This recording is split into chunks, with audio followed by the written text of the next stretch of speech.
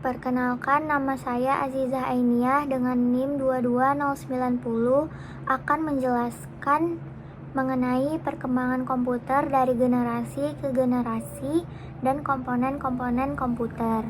Perkembangan komputer dari generasi ke generasi telah membawa kita kepada era komputer yang sangat canggih dan efisien.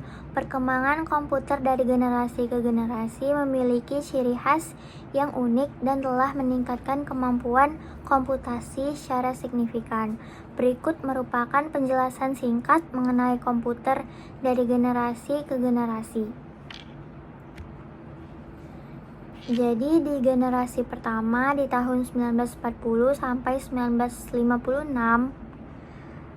komputer memiliki ciri-ciri menggunakan tabung vakum yang berukuran sangat besar, boros energi, dan pemrograman yang sangat terbatas. Contoh komputer di generasi ini adalah ENIAC atau Electronic Numerical Integrator and Computer. Fungsi komputer di generasi ini digunakan untuk perhitungan ilmiah dan militer. Lalu di generasi kedua di tahun 1956 sampai 1963, di era ini transistor mengambil alih.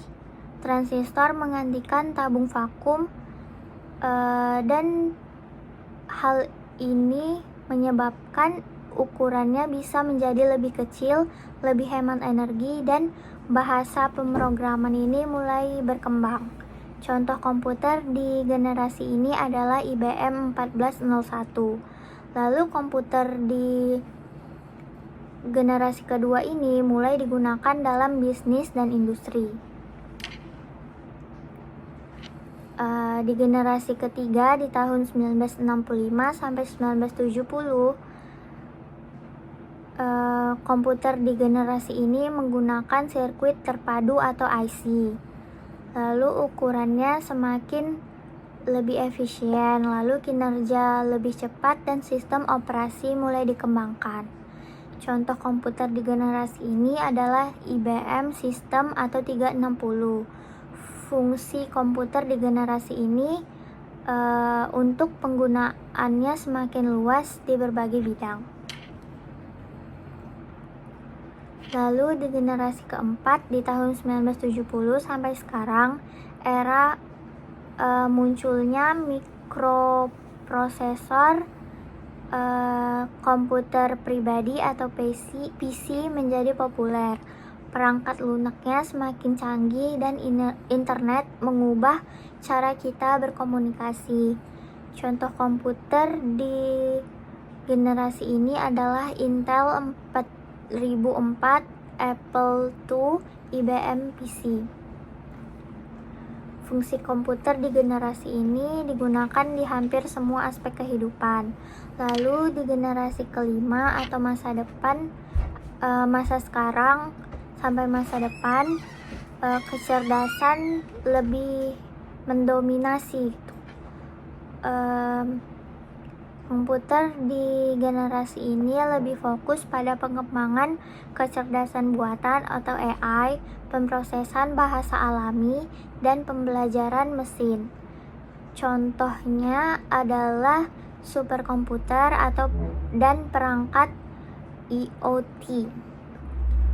Fungsi komputer di generasi ini mampu melakukan tugas yang lebih kompleks seperti belajar, bernalar, dan memecahkan masalah.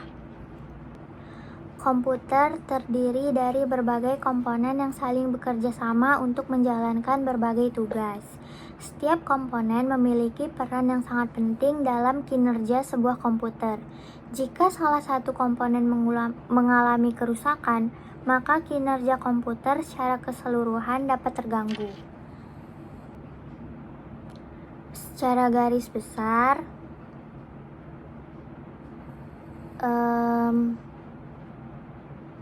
komponen komputer dapat dibagi menjadi dua kategori utama. Yang pertama ada perangkat keras atau hardware, ini bagian fisik dari komputer yang dapat dilihat dan disentuh.